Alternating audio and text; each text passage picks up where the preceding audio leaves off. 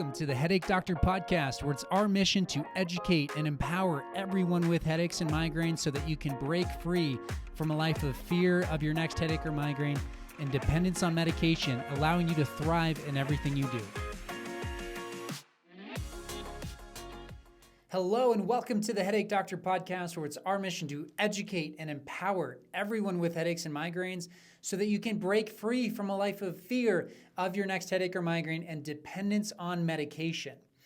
Well, guess what? In this podcast, we're going to do something that I'm sure has never been a podcast topic before. We're going to talk about, on a podcast where I talk about the neck all the time, and we source these headache and migraine symptoms back to the neck. And we know the neck is important to think about and consider when developing a plan of care and treating these symptoms. What we're going to talk about today is why stretching the neck isn't helpful. That sounds like a crazy statement to come from me, a physical therapist who looks at the body and tries to restore movement and function, and especially when it comes to the neck. We are neck experts here at Novera Headache Center, but stretching the neck might not actually be helpful. What I'm talking about when I say stretching the neck is those exercises that you've probably seen, if not are already doing, where you pull on your head to the side, to the right, and maybe you hold that for 30 seconds and you pull the other way. Then you turn your head so you're looking down towards your armpit and you pull your head down. That would be a traditional neck stretch. But what's crazy, this is crazy, we at Novera do not recommend that. And that stretch, or stretching the neck in general, actually, in large part, is not helpful. That doesn't mean that it's never helpful in any situation or that no one ever feels better doing those stretches. There are scenarios where if someone says that stretch really seems to help, that's okay. There's not a ton of harm done in those. So if you've been doing those and you feel like there's someone helpful, that's okay. But what we're going to do on this podcast is we're going to bust through a barrier here and provide some insights into why stretching the neck isn't helpful. It's what we're going to do is going to reveal, we're going to talk about the mechanics of the neck, why the upper part of the neck is crucial. Well, there's actually five rules for exercise to address headaches and migraines that I came up with, okay? So the first is exercise needs to be specific. So we'll talk about what that means, the specificity of exercise. We're going to talk about how exercises need to restore proper function, and that can be looking at either the shoulder or the neck. We're going to talk about how exercises need to address shoulder tension, all right? The shoulder is closely related to the neck. If you listen to my last podcast, you'll know all about that. You're an expert on that now. We're going to touch on that a little bit. Exercise should address stability, okay? Stability of the shoulders, stability of the neck, and then exercise should be sustainable, all right? You should be able to do these things for a long time. If the dentist told you to brush your teeth and floss, you wouldn't say, well, for how long? It was just assumed you will continue that for the rest of your life as long as you want teeth, right? If you don't want your teeth, you don't have to brush your teeth. But in our scenario, if you don't want headaches, you're probably going to have to do something actively to avoid this problem that will lead to headache or migraine symptoms. All right. So why stretching the neck isn't helpful? Let's jump into these 5 rules for exercise. And if you're new to this podcast, I want to welcome you to this podcast and let you know that we get down to both. I want to provide you with the source of what's happening and real practical information that you can take home and do something with. There's a lot of people that listen to this podcast that actually get better just by applying the things that we talk about here. This is going to be one of those podcasts where I think it's going to be very helpful and applicable for you trying to do self-care, understanding what your neck needs, and even looking for providers, because this can be a tool or a framework and knowing, okay, they prescribe these exercises, maybe they're not working, and here might be why, because they don't fit one of these 5 rules, okay? So traditional PT stretches might miss the mark. If you go to a physical therapist and you say, I have headaches or migraines or I have a neck problem, they very well might give you those stretches I described. You're pulling on the head to the side, or your head's rotated, and they're trying to stretch your neck, all right? We're going to talk about why that's not super helpful. The other things they might do is they might overload your neck. We'll talk about that a little bit. They might challenge the systems here, the shoulders, the neck, more than they should be challenged, okay? So there's compensations, there's patterns that our body gets into, and they're not necessarily the most efficient. So the way we move, the way we hold ourselves is likely there's a level of compensation there. And so if we add load to that, it can actually increase the issue. And so we're going to break down these 5 rules. The first rule, exercises need to be specific. So when we're talking about headaches or migraines, when we say specific, if we're going to apply a stretch to the neck, the stretch itself needs to be specific to the problem site in the neck. So the neck is made up of all these different vertebrae, okay? The upper vertebrae mechanically are shaped differently than the mid and the lower vertebrae, all right? So from C3 down, each of those different bones in the neck, they interact with each other and allow us to do about a combined, each does about 5 degrees of rotation with a combination of flexion, side bending, that sort of thing. So the mid portion of the neck total is going to equal about 45 degrees of rotation. The upper part of the neck, just C1 and C2, those first 2 bones, make up for the other 45 degrees. Now, when we're thinking about the problem, what is the problem? Why is this person's neck irritated? And why is it referring pain to their head? Well, we know that anywhere from C0, so basically the base of the skull, down to C3, anywhere in that area, so basically if you're listening to this, or if you're watching, you'll see me pushing on the upper part of my neck. So it's that fleshy part just below the base of the skull. We talk about it a lot. That's going to be the sensitive area. That's what I'm talking about. That area can refer pain into the head. If we start getting into the lower segment, so C4 or C3 and down, that area doesn't necessarily refer into the head, all right? So when we're thinking about how do we restore movement to the upper part of the neck, we need to isolate the upper part of the neck, all right? So and this is the primary reason why that specific exercise of pulling on the side of your head is not recommended at Novera. So when you pull on the side of your head or you rotate and you kind of pull down, what you're doing is you're doing a general stretch. So all of these different neck joints are feeling this pressure, this tension that you put through them. Now you've been functioning, likely for years, with very little motion in the upper part of the neck. And so what has happened over time is the middle portion of your neck has had to pick up the slack. It's had to do more work, because almost everyone we see can still turn their head about 70, 80, 90 degrees.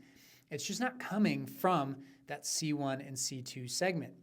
So remember, C1 and C2 does 45, and then the rest of that 45 or so comes from the middle and lower segments.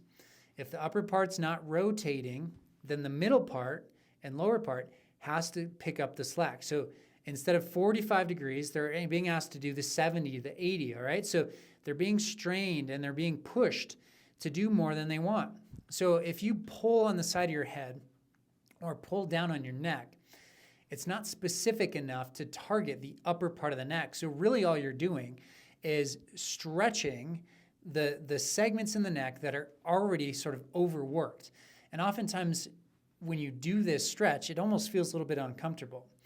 Now, to be fair, the intent of the stretch is not necessarily to loosen up joints in the neck, but it is to relieve tension that's running through the upper trap and some of these other neck muscles.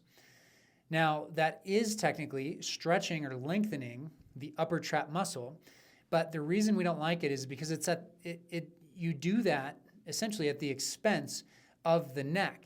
And the problems that we see arise that lead ultimately to the head pain that you're experiencing, it goes back to the joints. And the joints are not liking that stretch, even though the muscle might get some benefit.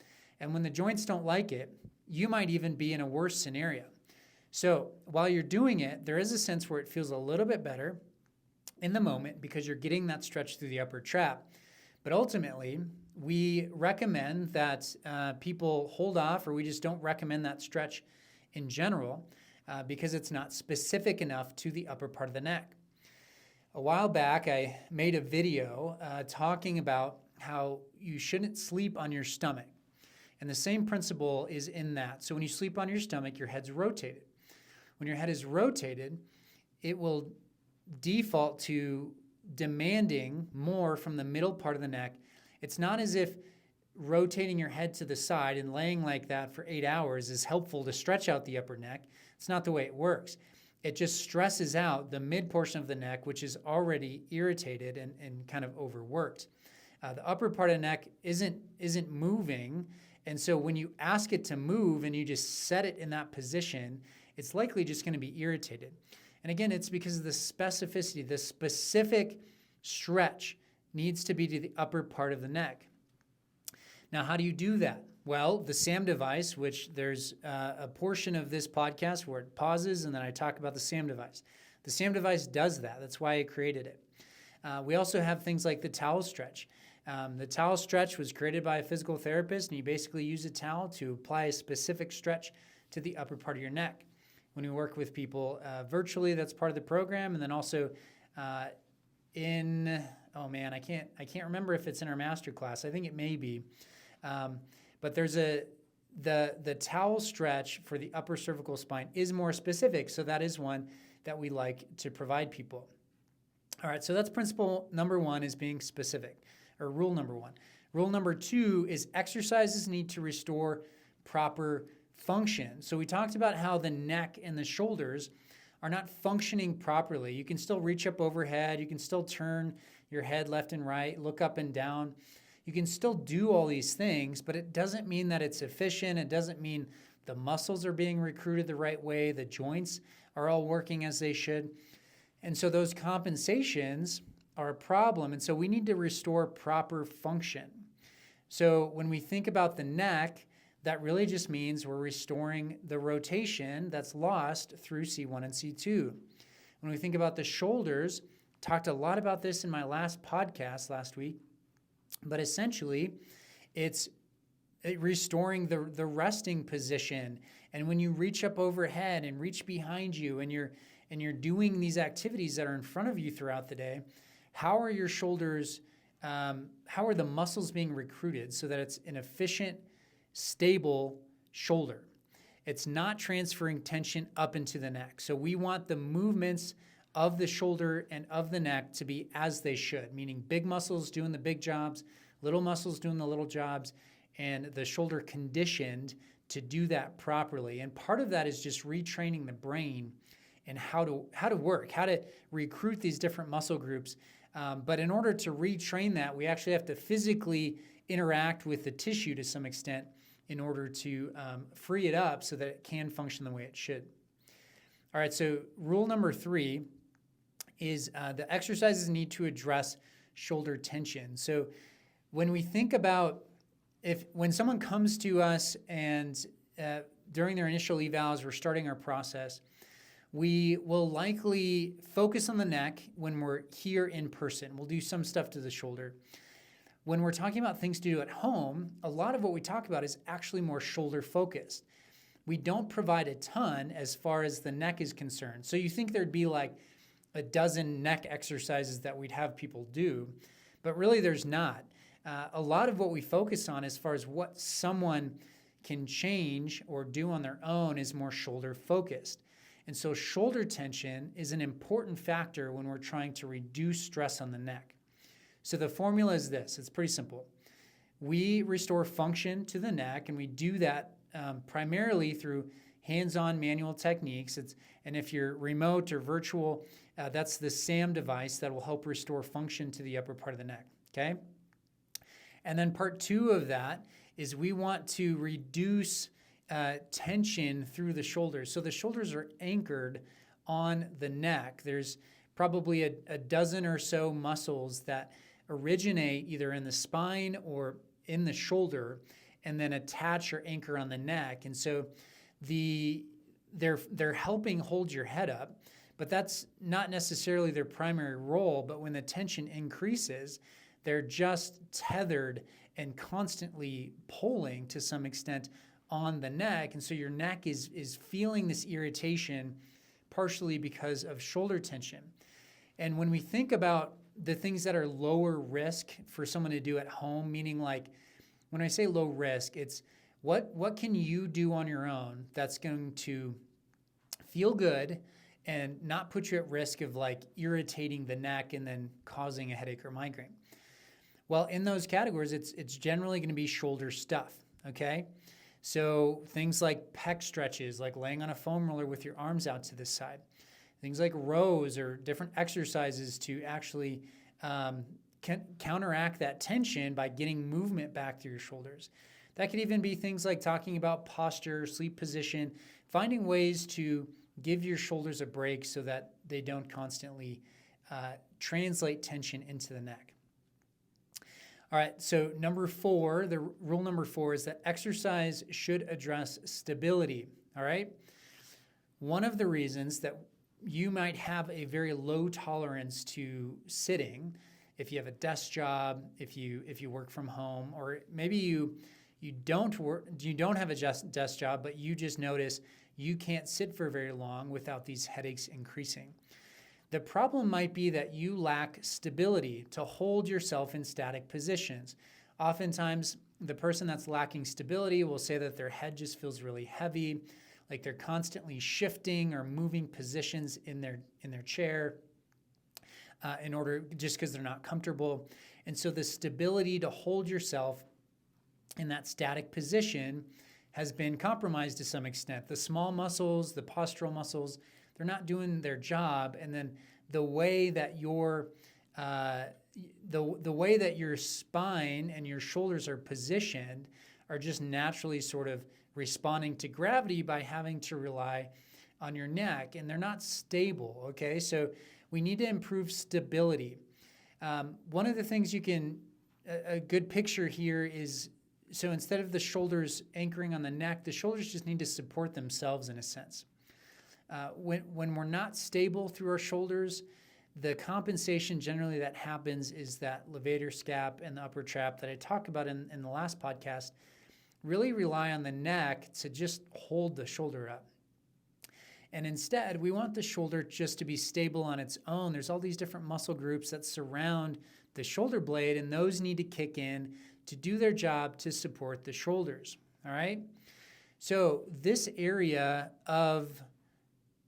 in the physical therapy world, if you have headaches or migraines and you go to a physical therapist, oftentimes they'll be more equipped or better equipped to restore shoulder function. It's still a department that maybe is a little bit up in the air.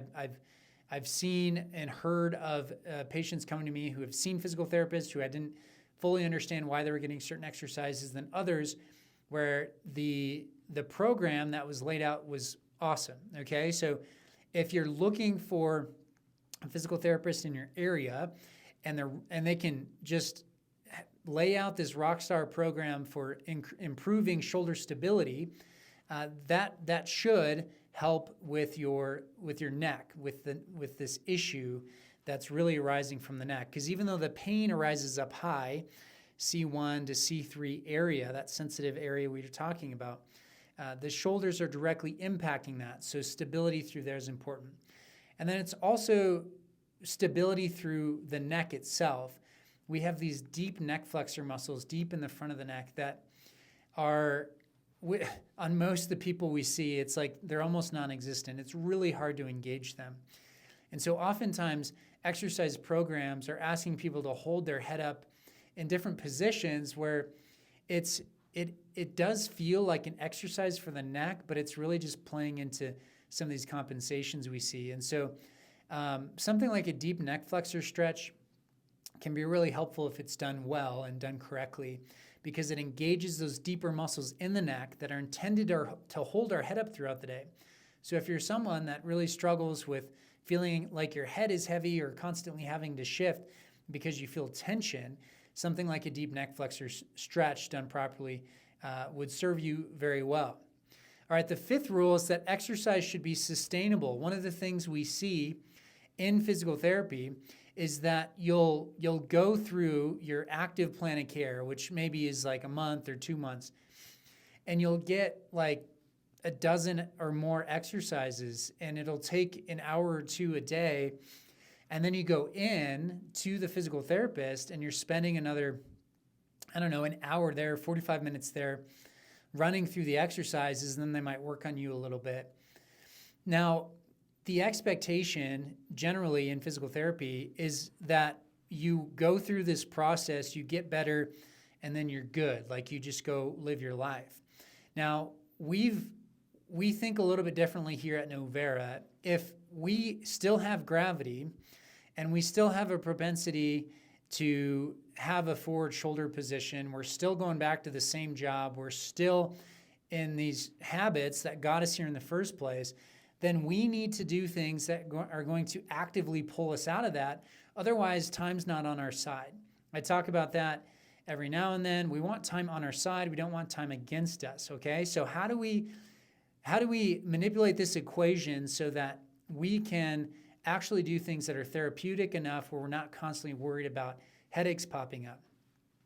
I use the dental world as an analogy quite a bit, but if you're a dentist, if you went to the dentist, like I said earlier, and they told you to brush your teeth and floss, the expectation is you just do that forever, okay? So the dental world has their two things that they have everyone do, and that's just because we eat foods that change the pH of our mouth or have things that can cause cavities like sugars and carbs. And since we're constantly eating those things, brushing our teeth with something like fluoride, which is a tooth hardener in a sense, it's a protectant against cavities, all right? So it's just a good thing to do. If you don't do it, you're at higher risk of cavities. So if you're listening to this and you have headaches or migraines and you're looking for the things to do to prevent your neck from tightening up, it makes sense to do an active, to have 2 or 3 things that you can basically do for the rest of your life. And we're going to do those at least daily, if not twice a day, and try to roll them into just our normal routine. So it is very much this idea of, like I said, gravity's not going anywhere. It's still pulling down on us. Our head still weighs 10 to 12 pounds. Even when we're done working with someone, they're not perfect. Very rarely, unless you're a young child, maybe 6, 8 years old, even in the teens, we push for close to 100% as far as neck mobility and things like that. But as someone is in their 30s, 40s, 50s, we generally are not getting like full range of motion back. But what we are getting is 80 to 90% reduction in their symptoms, and then to a place where we can start to manage it. They're not just reacting to every little thing and wondering, there's a dozen different triggers and I don't know what's actually causing it and the reason you're in that state is just because everything is inflamed all the time. And so your threshold for tolerating anything is super low. And so we need to start treating the actual tension in order to see what's really impacting your body. And then when we see those things, we can start talking about how you can be more mindful and proactive about either avoiding those things or just being more aware of whether it's a time of the month or when you travel, different things like that, where you can bolster up the things that are therapeutic for your neck, and then those experiences change, all right? So it's not as if we're selling a product where people come to us, they get better, and then they never have to think about this again. That's not really how it works. We need to continue and think long-term, what's sustainable. And so it's less of this, here's 20 exercises, and then once you're feeling better, you don't have to do any of them. It's here's 3 to 4 things. Let's be diligent with them. And maybe we give 5 or 6. Let's be diligent during our active plan of care. And then after that, let's think about what are the 2 or 3 that you can just continue with so that your neck is in good shape. All right, so there you have it. That's why stretching the neck isn't helpful. Just kind of a provocative title there, but I think it makes for interesting conversation. And then the 5 rules of exercise. So exercise needs to be specific. Exercise needs to restore proper function. Exercises need to address shoulder tension. Exercise should address stability of the neck and the shoulders, and exercise should be sustainable. All right. So if you're looking for a provider, use those rules as your framework for what to, evaluate their plan of care as. If you are looking for relief and you just want to work with us, this is a little snapshot into how we function. We'd love to help you solve this problem. And so, we're trying to change culturally how people think about headaches and migraines. So we're thrilled that you're listening to this podcast. We'd love it if you write us a review, give us a 5-star review so we can continue this and get the word out. But ultimately, we have just amazing people that we work with and incredible stories that come out of here every day. If you didn't listen to Elizabeth Post's story, you should, because it's an incredible story. And she's definitely a bright spot here at Novera, and we have many stories like that. And we want to help you out as well. So reach out to us if you're in that position where you're just feeling hopeless, lost, you don't know where to turn, and we want to infuse some hope into your situation. Thank you so much for listening to the Headache Doctor podcast, and tune in next time as we explore and continue to look for areas where we can infuse hope and always educate and empower everyone with headaches and migraines so that you can ultimately break free from that life of fear of your next headache or migraine and dependence on medication so you can thrive in everything you do. Thanks for listening.